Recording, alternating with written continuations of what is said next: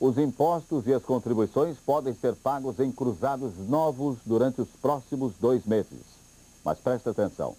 A Receita explicou hoje que estes pagamentos devem ser feitos com cheques do próprio contribuinte, nominativos, e no verso deverá ser indicada a dívida que está sendo paga. A Caixa Econômica Federal não está fazendo pagamentos de FGTS, PIS e seguro-desemprego. A assessoria de imprensa da Caixa informou que os recursos estão bloqueados e que ainda não existe uma regulamentação para as retiradas do fundo e do PIS. O Ministério do Trabalho também ainda não repassou à Caixa os cruzeiros para o seguro-desemprego. O editor de Economia da Rede Globo, Paulo Henrique Amorim, conversou há instantes com a ministra Zélia Cardoso de Mello e dá as últimas informações sobre o plano econômico do governo. É dona de uma casa noturna do centro da cidade. Foi presa durante a madrugada por ter desrespeitado a tabela da Sunab. A nota fiscal é a prova do flagrante. O chopp era vendido a 50 cruzeiros. Na tabela, o preço máximo é de 25 cruzeiros e 80 centavos. Antônio Gaspar é gerente do supermercado Eldorado. Está preso porque a polícia encontrou nas prateleiras massa de pastel e um tipo de desodorante sendo vendidos acima dos preços praticados em 12 de março. Na padaria do Sr. César Nunes, a polícia encontrou mortadela e lâmina de barbear com preços fora da tabela. O pãozinho era vendido pelo preço certo, mas em vez de 50, só pesava 31 gramas. Segundo a medida provisória, o crime contra a economia popular é inafiançável. Por isso, os gerentes, diretores e donos de estabelecimentos que foram presos em flagrante não têm o direito de pagar fiança e vão ter que aguardar julgamento presos, a não ser que o juiz relaxe a prisão. Isso poderia acontecer, em tese, nos casos considerados menos graves. Quem for condenado por esse crime pode pegar de 2 a 5 anos de prisão.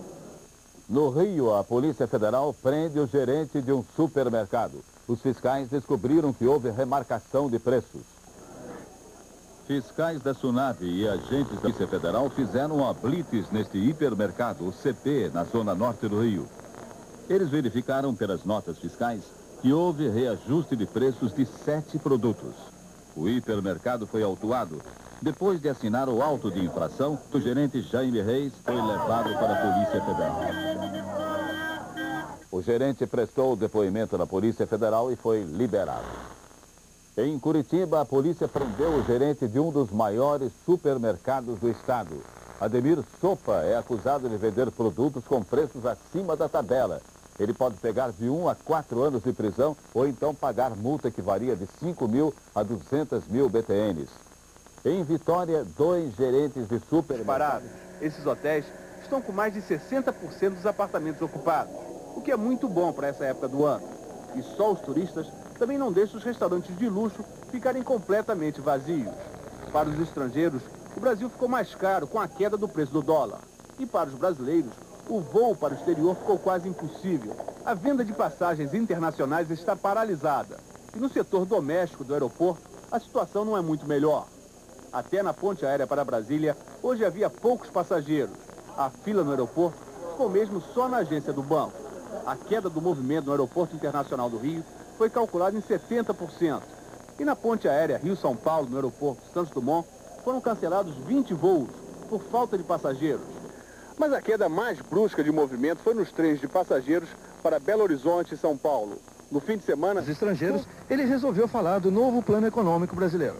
Se eu realmente soubesse que o presidente fosse fazer isso, eu ajudava ele até financeiramente para... Do mundo atuar o dinheiro retido nos bancos. Muita gente que foi trabalhar hoje cedo recebeu a notícia mais desagradável para um trabalhador, o aviso de demissão.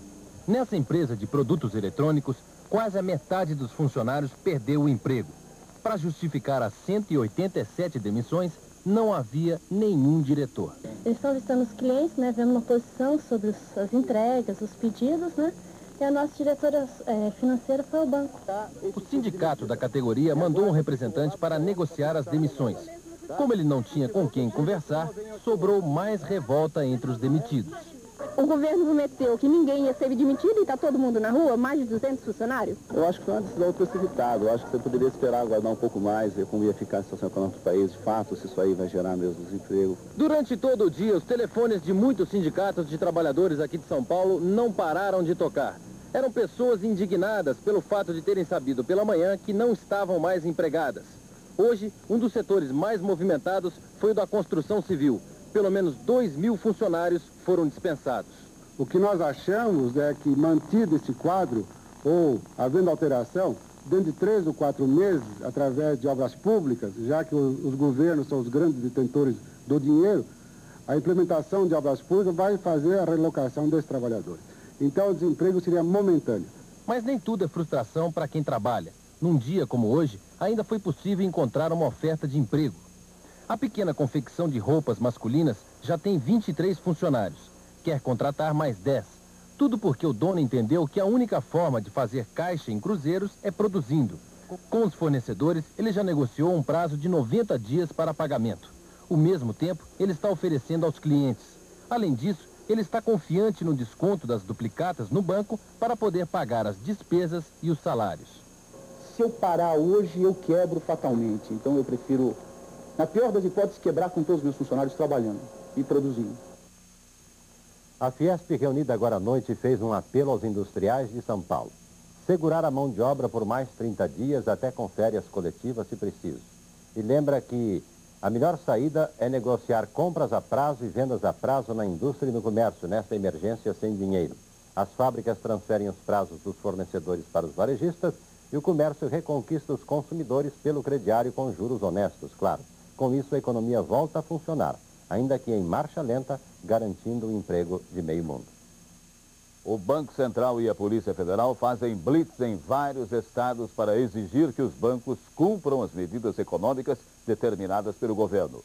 Em Brasília, o planejamento começou cedo. A blitz foi organizada em segredo no 12º andar deste prédio, onde funciona a sede do Banco Central. Ao meio-dia, quando os bancos abriram, 8 equipes já estavam a postos para começar a operação. A que nós acompanhamos seguiu para o setor comercial sul, onde fica a maior parte dos bancos aqui de Brasília. A chegada do fiscal do Banco Central, acompanhado pelos policiais federais e pelos jornalistas, pegou funcionários e clientes de surpresa.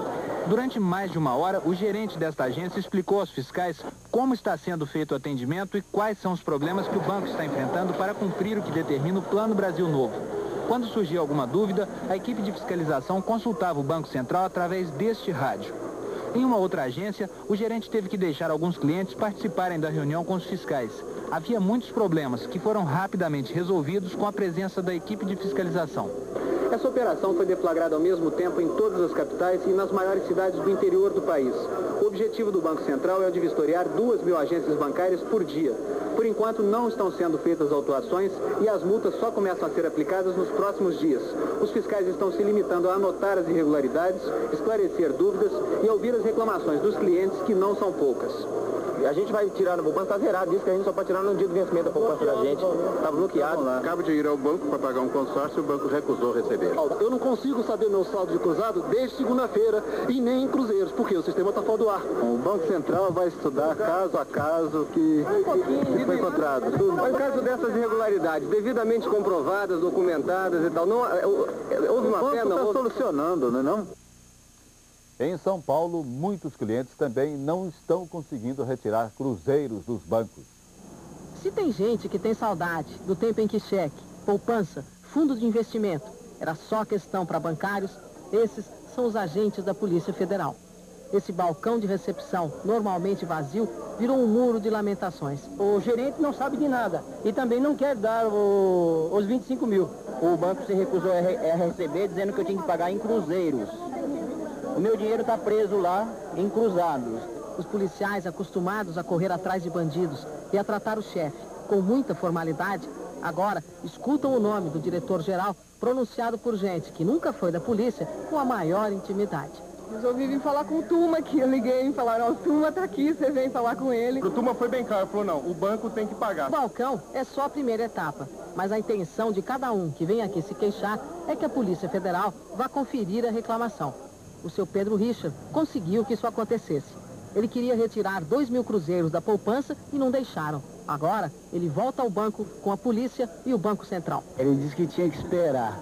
Esperar o quê? Esperar mais uns 2 ou 3 dias. Não, é mentira isso aí. É mentira? É verdade, sim. Você tem que pagar de imediato. Então, por favor, o senhor Ricardo, já proceda ao saque para ele, tá bom? E você fique ciente que a partir de agora existe já uma portaria, uma medida provisória que tem que ser paga. Vencida ou não vencida, pro rata, você tem que fazer o pagamento. Não mande esperar.